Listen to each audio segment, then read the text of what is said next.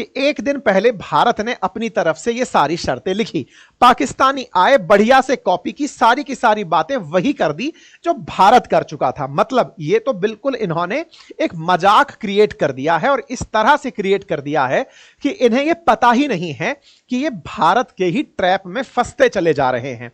किस तरह के ट्रैप में फंस रहे हैं उसे समझने की आवश्यकता है। भारत ने इंडस वाटर ट्रीटी को कैंसिल किया। बौखलाए हुए पाकिस्तान ने अपनी तरफ से इसे एक्ट ऑफ वॉर कहा। एक्ट ऑफ वॉर के लिए ये शिमला समझौते को तोड़ने की धमकी देने लगे। अगर ये शिमला समझौता तोड़ देते हैं, इसका सीधा सा मायना क्या होगा, इसके लिए शिमला समझौता समझना जरूरी है। मैं आपको वहां पर लेकर चल रहा हूं, थोड़े से ब्रीफ पॉइंट्स में बताऊंगा, कुछ पॉइंटर्स में, कि भारत पाकिस्तान के बीच 1971 का जो युद्ध हुआ, जिसमें हमने पाकिस्तान को दो भागों में तोड़कर पूर्वी पाकिस्तान को बांग्लादेश बनाया था, उसके बाद जैसा होता है, युद्ध के बाद दोनों देशों के बीच समझौते होते हैं, उसी तर्ज पर शिमला समझौता हुआ, जिसमें भारत की प्रधानमंत्री इंदिरा गांधी और पाकिस्तान के राष्ट्रपति, जो बाद में प्रधानमंत्री भी बने थे, जुल्फिकार अली भुट्टो, इनके बीच समझौता हुआ। और इस समझौते में भारत ने जिन पाकिस्तानियों को बंधक बना लिया था, 90,000 से अधिक पाकिस्तानियों को भारत ने रिहा किया था। इतना ही नहीं, लगभग 10,000 किलोमीटर स्क्वायर से ज्यादा क्षेत्रफल जो भारत ने पाकिस्तान का कब्जे में ले लिया था, हमने वो वापस किया था। तो हमारे शिमला समझौते के अंदर क्या क्या हुआ था, उसमें सबसे पहला पॉइंट था कि भविष्य में जब दो देशों के बीच में कोई भी विवाद होगा तो उसे शांतिपूर्ण ढंग से ही सुलझाया जाएगा। मतलब आने वाले समय में दोनों देश युद्ध नहीं करेंगे, ऐसा पहली कसम खाई गई थी। दूसरी कसम खाई गई थी कि दोनों देश अपने द्विपक्षीय वार्ता के माध्यम से ही बातें सॉल्व करेंगे, किसी तीसरे के पास कश्मीर का मुद्दा या दो देशों के बीच के मुद्दे को लेकर नहीं जाएंगे, अर्थात हम किसी तीसरे को पंच नहीं बनाएंगे। थर्ड पॉइंट कहा गया शिमला समझौते के अंदर 1972 में कि युद्ध के दौरान जो कब्जा किया गया क्षेत्र है, जो भारत ने किया था 13,000 वर्ग किलोमीटर का हिस्सा, वो हमने पाकिस्तान को वापस किया और 90,000 जो इनके सैनिक थे वो हमने रिहा किए। और जो सबसे इंपॉर्टेंट घटना यहां घटी, जिसके ऊपर आज भी मलाल होता है, वो घटना यह थी कि जिस पाकिस्तान ने भारत के एक हिस्से पर सन 1949 में ही कब्जा करके अपना ऑक्यूपाइड कर लिया था, जिसे पाक ऑक्यूपाइड कश्मीर कहते हैं, उस समय की जो लाइन थी, जिसे युद्ध विराम रेखा कहा जाता था, सीज फायर लाइन कहा जाता था, उसे ही लाइन ऑफ कंट्रोल के तौर पर मान लिया गया।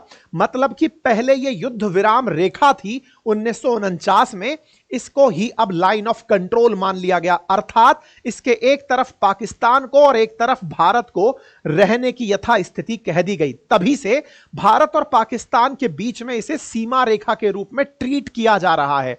हालांकि यह पाकिस्तान के द्वारा अवैध रूप से कब्जाए गए कश्मीर का एक बॉर्डर लाइन था। अब मुद्दा यह है कि शिमला समझौते से अगर पाकिस्तान बाहर निकलता है तो ऐसे में यह वाली संधि टूटते ही भारत को बहुत बड़ा लाभ होगा। किस तरह का लाभ होगा वो मैं आपको बताऊंगा। साथ ही साथ पाकिस्तान ने इस मुद्दे को अंतर्राष्ट्रीय स्तर पर ले जाने की जो धमकी दी है कि मैं अपने घर की लड़ाई को दुनिया भर में जाऊंगा, अगर मुझे पड़ोस से पिटाई में मिल रही होगी तो दुनिया भर में जाकर के मैं सिंपैथी गेन करूंगा। वो जो सिंपैथी गेन करने का एलिमेंट है, भारत ने उसको बहुत पहले ही रिजॉल्व कर रखा है। भारत चाहता है कि तुम एक्ट ऑफ वॉर मानते हुए एक बार शिमला समझौते को तोड़ दो, ताकि अंतरराष्ट्रीय स्तर पर हम ये कहने की स्थिति में होंगे कि देख लो साहब, हम तो खुद ही कहते थे कि ये खुद ही एक दिन ये सारी चीजें छोड़ देंगे, लेकिन कोई बात नहीं। अब कहानी क्या है, अगर ये लाइन ऑफ कंट्रोल को छोड़ते हैं ऑफिशियल पेपर पर कि हम इसे लाइन ऑफ कंट्रोल नहीं मानते, अर्थात युद्ध विराम लाइन नहीं मानते, क्योंकि एलओसी मानते ही, एलओसी का कैंसिल करते ही ये युद्ध विराम की लाइन बन जाती है, लाइन ऑफ कंट्रोल बन जाती है, सीज फायर लाइन बन जाती है, अर्थात युद्ध रुका हुआ है। युद्ध तो कभी भी शुरू किया जा सकता है। अगर किया जा सकता है तो ऐसे में अब भारतीय सेना इन्हें धकेलते हुए पीछे ले जाकर पाक ऑक्यूपाइड कश्मीर से पाकिस्तान को पूरी तरह साफ कर सकती है। इसी वजह से भारत का यह तरीका पाकिस्तान को उसी के जाल में फंसाने के जैसा है। दोपहर तक तो यह न्यूज चलने ही लग गई थी कि शिमला समझौते से पाकिस्तान बाहर हो गया है, लेकिन शाम आते आते कहा कि नहीं वो धमका रहा है कि हम शिमला समझौते से हट जाएंगे। इसी वजह से कंक्लूड किया जाता है कि अगर ऐसा होता है तो एलओसी पर सैन्य प्रतिक्रियाएं तेज हो जाएंगी, भारत ज्यादा आक्रामक होकर पाक ऑक्यूपाइड कश्मीर को कब्जाने निकल पड़ेगा। भारत ने इस तरह की तैयारियां ऑलरेडी शुरू कर दी हैं, क्योंकि भारत सरकार का साफ जो दिशा है वो पाकिस्तान की तरह प्रतिक्रिया में नहीं है। भारत ऑलरेडी एक्शन लिए जा रहा है और उन एक्शंस में भारत ने अपनी तरफ से जो सीसीएस की मीटिंग में बताया, उसके बाद प्रधानमंत्री ने मधुबनी के अंदर अंग्रेजी में भाषण देते हुए पूरी दुनिया को सुनाया कि हम आतंक के आकाओं को कहीं तक नहीं छोड़ने वाले हैं। यह अंग्रेजी में दिया भाषण आज की बड़ी सुर्खी बना हुआ है। एक बार के लिए तो यह यूट्यूब की सेटिंग लगी कि हो सकता है एआई के माध्यम से मोदी जी अंग्रेजी बोलने लगे हों, लेकिन मोदी जी ने टेलीप्रॉम्प्टर पर लिखे उन शब्दों को बड़ी गंभीरता से पढ़ा, जिसमें उन्होंने साफ कहा कि दुनिया वालों मैसेज ले लो कि हम आतंक के आकाओं को छोड़ने वाले नहीं हैं। ऐसे में भारत का यह कड़ा संदेश दुनिया के लिए एक बहुत बड़ा सबब बनेगा, ऐसे समय में जब पाकिस्तान को चाहने वाला चाइना भी कुछ कर नहीं पाएगा। भारत ने एक बहुत ही स्ट्रेटेजिकल टाइमिंग चुना है। शी जिनपिंग इस समय पाकिस्तान का साथ नहीं दे पाएंगे। क्यों नहीं दे पाएंगे? क्योंकि रूस की मध्यस्थता से भारत और चीन इस समय ऐसी स्थिति पर हैं कि दोनों देशों को एक दूसरे के व्यापार की ज्यादा जरूरत है रादर देन चाइना को पाकिस्तान की। आपको मैं बता दूं, आंकड़ों के अनुसार पाकिस्तान में चाइना का $60 बिलियन का इन्वेस्टमेंट है, वहीं भारत से चीन $120 बिलियन तक का द्विपक्षीय व्यापार करता है, जिसमें से वो मैक्सिमम ट्रेड बेनिफिट यानी सरप्लस में रहता है। भारत जैसे बाजार को चीन उस समय नहीं छोड़ना चाहेगा जब ट्रंप अमेरिका को ग्रेट बनाने निकले हों।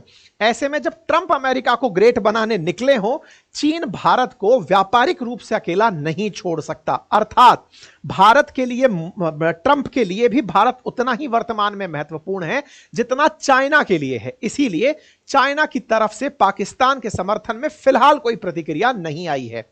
इतना ही नहीं, भारत ने जिस तरह से फिलहाल तैयारियां की हैं, उससे सुगबुगाहट तेज हो गई है कि भारत कुछ बड़ा करने जा रहा है। जैसे 370 के टाइम पर भारत ने बहुत स्ट्रेटेजिकली कुछ किया था, ऐसी ही कुछ तैयारियां अब चल रही हैं। आप पूछेंगे ऐसा क्या हुआ?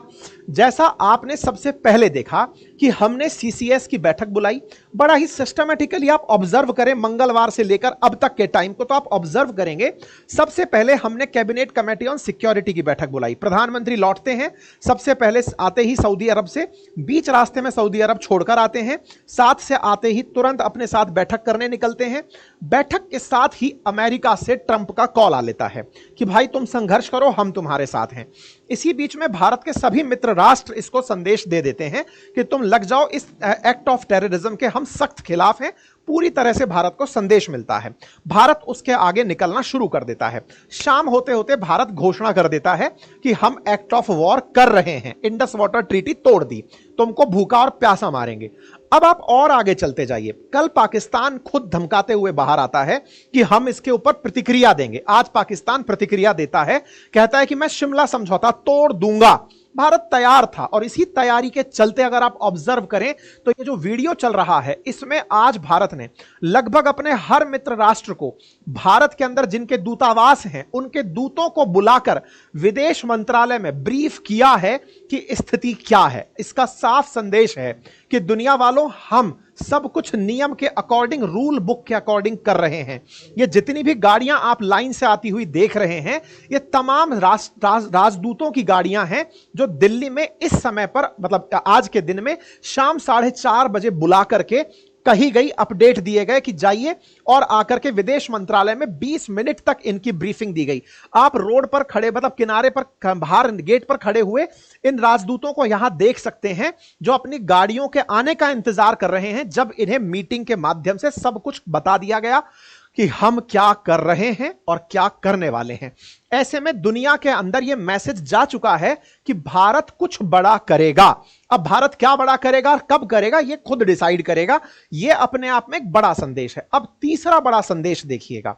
तीसरा बड़ा संदेश यह है कि पाकिस्तान की तरफ से गीदड़ भभकियां आना शुरू हो गई, जिसमें पाकिस्तान ने कहा कि अगर भारत के द्वारा किए गए किसी भी एक्शन से हमारे किसी एक भी सिविलियन की जान जाती है तो हम उसके बदले में भारत को बहुत नुकसान पहुंचाएंगे।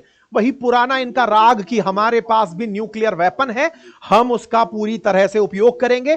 यह इनके द्वारा, इनके मंत्रियों के द्वारा की गई इस प्रेस ब्रीफिंग में कहा गया।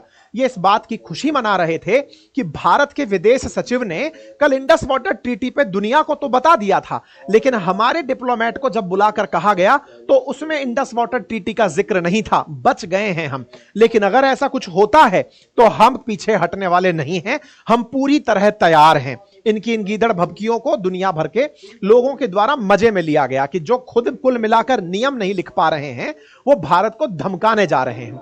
आज जिस तरह भारत ने सुबह पाकिस्तान के हाई कमीशन के बाहर लगी सिक्योरिटी को हटाया था, ऐसे ही पाकिस्तान में जो भारत का उच्च आयोग है, हाई कमीशन है, उसके बाहर पाकिस्तानी खड़े होकर के पाकिस्तान जिंदाबाद के नारे और भारत मुर्दाबाद के नारे लगाने लगे। इन्हें यह पता ही नहीं था कि ये खुद किसी ट्रैप के अंदर फंस गए हैं, इन्हें करने के लिए उकसाया गया है। भारत कर चुका है, तुम प्रतिक्रिया स्वरूप ये कर रहे हो। खैर, इसी बीच में एयर इंडिया ने अपने तरफ से लोगों को अपडेट करते हुए कहा कि रास्ता बदलने के कारण कुछ देरी होगी। सभी पैसेंजर्स को सूचित किया जाता है कि पाकिस्तान से ऊपर होने वाली जो फ्लाइट्स हैं उनको हम वैसे भी नहीं लेकर जाने वाले हैं। इसका एक और रीजन भी है। भारत और पाकिस्तान के बीच में अगर एयर को बंद किया जाता है, इसके पीछे का तात्कालिक रीजन होता है पाकिस्तान का डर कि कहीं पाकिस्तान के एयरफोर्स के जहाज चलकर अंदर ना आ जाएं, जिसके चलते हमारे अंदर घुस करके गोले बारूद बरसा दिए जाएं और हम कुछ ना कर पाएं। इसलिए यात्री जहाजों को भी बंद कर दो ताकि सुरक्षित रह सको।